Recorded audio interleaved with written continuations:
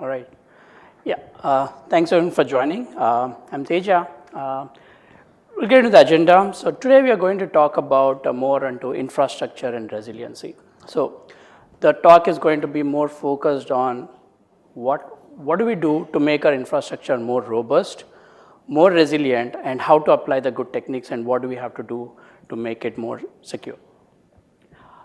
Before I dive into the topic, I'll just talk about some quick definitions. I'll be using some AWS cloud terminologies here. We can replace them with anything generic, but just for discussion purposes, I'll just skim through the definitions out here. So a container, it's a standalone executable package that runs into your environment or into your operating system. An EC2 instance is a virtual machine where we deploy our applications. A database is a logical structured information as a storage mechanism.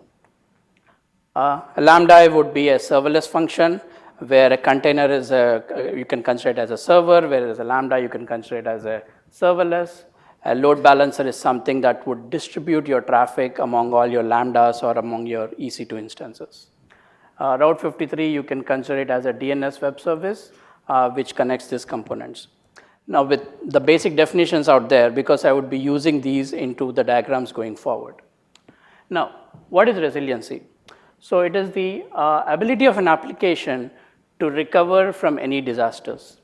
It is not only to recover from the disasters, so we need to maintain, we need to observe how to even prevent those disasters and how to make sure that those disasters do not happen, or if they do happen, how do you recover from that? That's the whole agenda of this topic. How do you make sure that when a disaster happens, what are the things that you need to have your guardrails surrounding that? And when a disaster happens, or how do you even prevent those disasters? Are there any good techniques that we can apply in this scenario?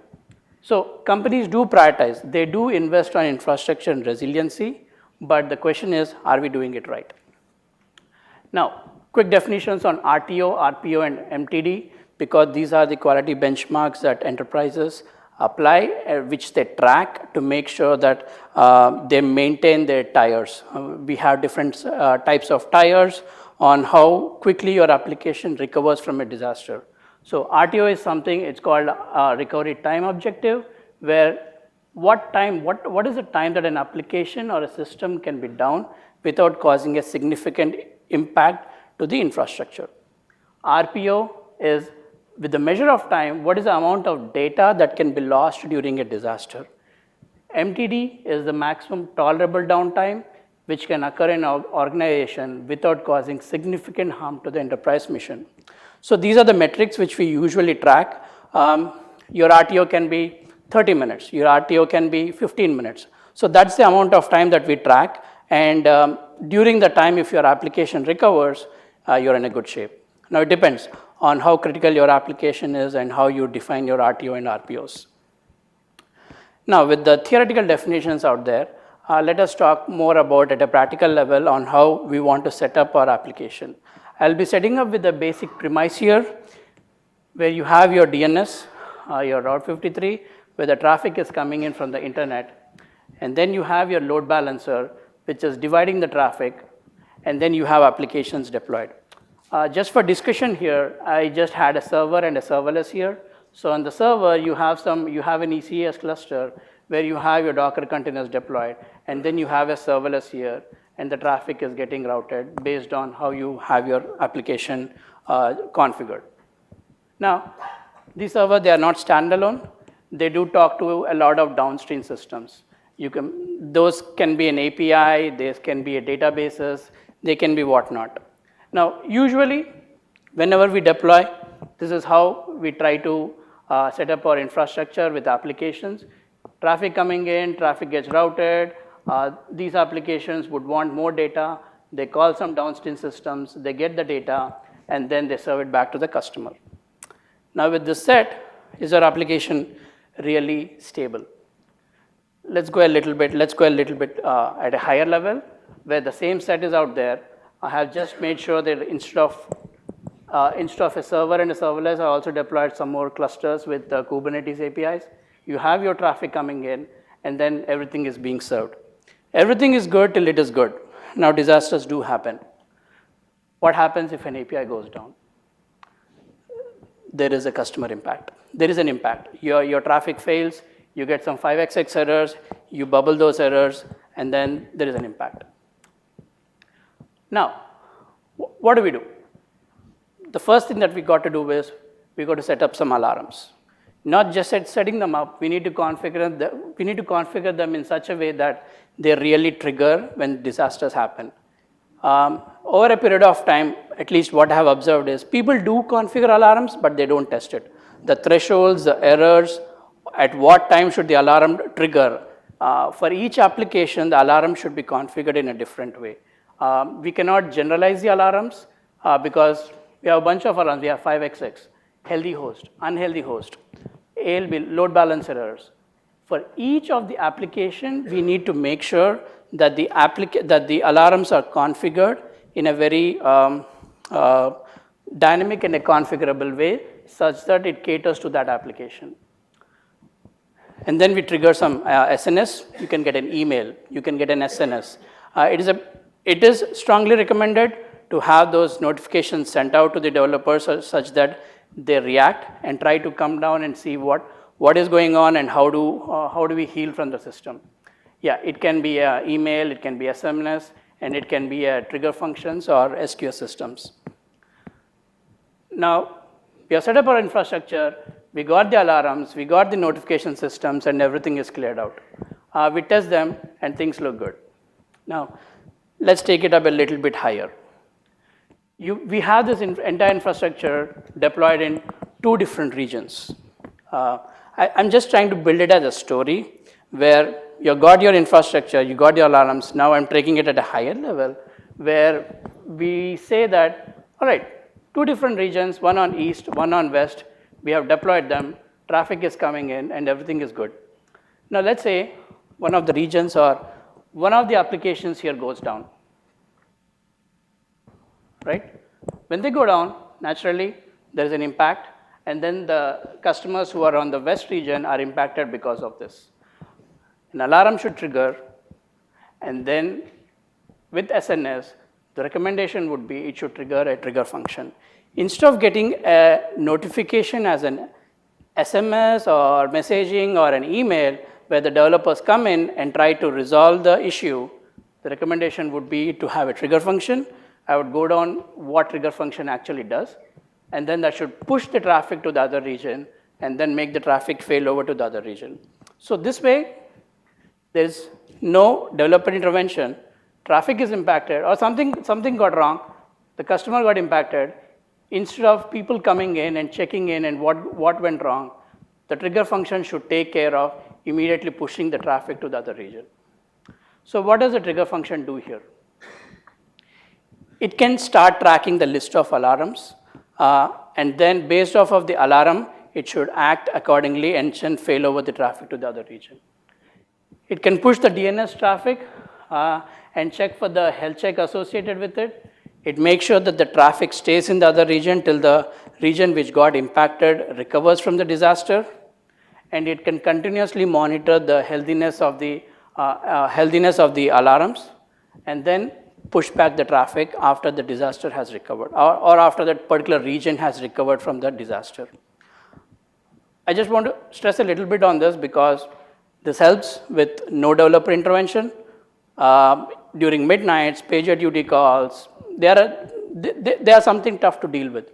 So at 2 a.m., something goes wrong, the trigger function should automatically take care of failing over your traffic and reduce the customer impact. Now, all said and done, you have set up your infrastructure and everything is good. We all think that, all right, my infrastructure is good, I have set up my alarms, I have set up the notification systems, things are well said and done. But the bad part is, let's assume that this left side part is our application that we have deployed, and they talk to a lot of downstream systems which are out there. Now, just for discussion, I made this diagram a little bit complicated to show the idea that a lot of systems communicate with a lot of systems. Now, what if one of them go down? And this one which are in the dotted line, let's say we don't control it. We are just calling it through a gateway, and some other teams owns it. What happens if that goes down? It directly impacts our application. What happens if one of the database connectivity goes down? It directly impacts our application. Any of the Kubernetes API, they go down, it impacts our application. Now what do we do? That's a problem. Even though our application is robust, we have built our application in a resilient way, tested it, and make sure that everything is auto. There are downstream systems which do fail, and then there is again an impact. Now with the problem statement, let me go a little bit up, just show this at a high level view. One of them went down, there is an impact. Again, the alarms trigger. Due to that, we should have the alarms configured in such a way that not just our application, but any of the downstream system goes down, it should impact, and then immediately based off the threshold, it should trigger the trigger function and also push the traffic to the other region. That way, any of the applications, any of our infrastructure, or any of the downstream systems which go down, we should have those alarms built out in such a way that it triggers the function and then pushes the traffic to the other region. Now, can we predict those failures? Is there a way that we can start predicting those failures? Our application failures or downstream systems failures? Yes, there are some ways. We can have some we can have deep health checks configured, where a deep health check is nothing but a health check configuration, where an endpoint tracks its corresponding deep health checks, which in turn tracks its downstream health checks. So your application would have health check, and that application would track its downstream health check. So the health check would track the health check, and if any of the health checks fail, that's when you can start understanding, irrespective of the traffic that is coming in. You have traffic, you don't have traffic, doesn't matter. You continuously monitor them. And for small systems, you can also have individual health checks configured. Now, what do we do? I'll just go into the diagram in the next slide, but here you can deploy some step monitors. So what is the job of the step monitors? They track the downstream systems for errors. Not your application, but your downstream systems for errors or anomalies or disruption continuously. They track the deep health checks of the downstream systems based on the thresholds and frequency. For example, you have 10 APIs which you are dependent on. Not all 10 of them are really critical. So you configure different thresholds. Let's say 3 APIs, we want to make sure that even if there is a couple of failures coming in, we want to immediately react. But the rest 7 of them are not critical. So we configure a little bit higher threshold where we say, hey, if the API is throwing 10 errors, that's when we want to react. So depending on the thresholds and frequency, we want to have those monitors configured. We continuously monitor irrespective of the traffic. This is one of the important points out here. The reason being, traffic coming in, traffic not coming in, doesn't matter. This step monitor should continuously monitor the downstream systems. If there is a failure, if it detects a failure of those health checks, then irrespective of the traffic, it should react. That way, we would prevent even the customer traffic getting impacted. It should detect errors even without the actual traffic, and then send out a distress signal to the root monitors. Now, what are the root monitors? They proactively gather all the information from this monitoring health checks from the step monitors, and then they try to react to the distress signal, and then check for the validity of the error, and then if it is a valid error, then try to evaluate and then try to fail over to the other region or any other availability zone or any other alternative option depending on the latency, such that when the traffic fails over, the traffic is served appropriately without impacting the customer. Now, there is an impact, the step monitor triggers, and then it triggers a function. Now, this should happen irrespective of the traffic, continuously, despite of having a traffic onto this endpoint or not. This should continuously monitor those health checks, and then it should trigger the alarm, and that should trigger the root step engine, and that should trigger the trigger function. In the previous cases, in the previous images or on the diagrams which I was showing, those failures were happening when there is a actual traffic happening, and then there is an impact on the incoming requests. But this level of tracking would detect the failure even before the actual traffic. We know that there is a failure at the downstream system level even before the actual traffic, and then we try to react. Just putting it up at that level triggers, and then the step monitor triggers, it triggers the route monitor, and then it triggers the traffic to the other region. So can we apply some level of machine learning onto this route step engine such that we make it intelligent in the future? Probably yes. We can have some analyticals introduced where it can grow over time and figure out based on the history that how often that a system goes down. Usually during deployments, that's when we see when the downstream system, we work with different teams, and when that team tries to deploy something, that's when we see some errors, and there is a pattern. If we can start understanding the pattern, then we can prevent even that level of errors and try to prevent and fail over the traffic during their deployment time. That would help prevent the impact even before it actually happens. Next, they can anticipate a certain downstream system that deploys their application, and this is what I just spoke about. And they can also determine if an application fails consistently in a certain region. Now, when you talk to about 10 to 15 different downstream systems, it can start observing a pattern in such a way that, hey, this application is failing at this time during this region, so let's try not to send the traffic during this time, and let's push the traffic to the other region. There are certain systems where they run with ephemeral systems such as EMRs, where they come up early in the morning, run a job for 2-3 hours, and then they go down.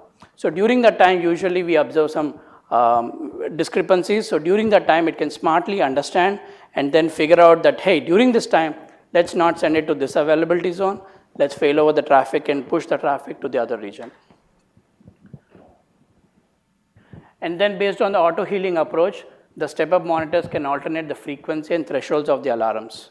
Now we come up with some thresholds and say, hey, these are the critical application. Let's have this criticality level for these APIs, but over a period of time, it can change, and we can all fine-tune it and adjust the thresholds and frequency accordingly. We can do that manually, or we can let the machine learning application take control and take the right call, depending on the history, and predict it in the future. Now, what are the best way to test all these systems, right? Chaos engineering, that's one of the best way to do, disrupt it. Disrupt your application on your local or on your QA environment in such a way that your production becomes seamless. Break it as much as we can, such that it becomes very robust. Do performance testing, different type of performance, stress, load, endurance, scale it up, scale it down. Just send so much of traffic that application scales, or test if your application auto scales or does not auto scale. Mock some errors. Test them in your local environment such that you know that all the alarms, the thresholds, the trigger functions, if they have been configured end-to-end in an appropriate way. From an AWS perspective, you can participate in AWS game days and also send some synthetic traffic. This is also one of the important where you can send a lot of synthetic traffic onto your infrastructure and simulate different types of disruptions and combine that with the chaos engineering and performance testing, and you can really test the system on how robust your application or how robust your infrastructure is. Just some cornerstone experiments, just for idea purposes. You can delete the EC2 instances, you can delete the database, you can disrupt the Apache Kafka, and then try to simulate all these types of experiments. And for AWS, you have AWS CLI, Resiliency Hub, and in general, Chaos Monkey, Chaos Toolkit. I think Netflix has done a fantastic job in building the Chaos Monkey and the toolkit. They're all free to use. There are amazing CLI commands which you can connect to your infrastructure and disrupt them. That would help build more confidence going into production. Now, key takeaways, set up your infra, understand your resiliency and how your system is dependent on your downstream systems, set up the trigger function for a reactive failover, validate your routing, your alarms, failover, and failback. I want to stress on these alarms a lot here because that's the key. How your alarm should trigger and how they trigger a failover determines the key on how your infrastructure, how resilient your infrastructure becomes. And then try to configure predictive monitoring with deep health checks, and then perform chaos engineering, repeat this multiple times.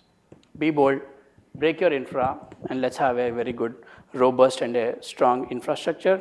Try to react, and then try to predict. So yeah, that's where I would like to conclude my talk. Thank you.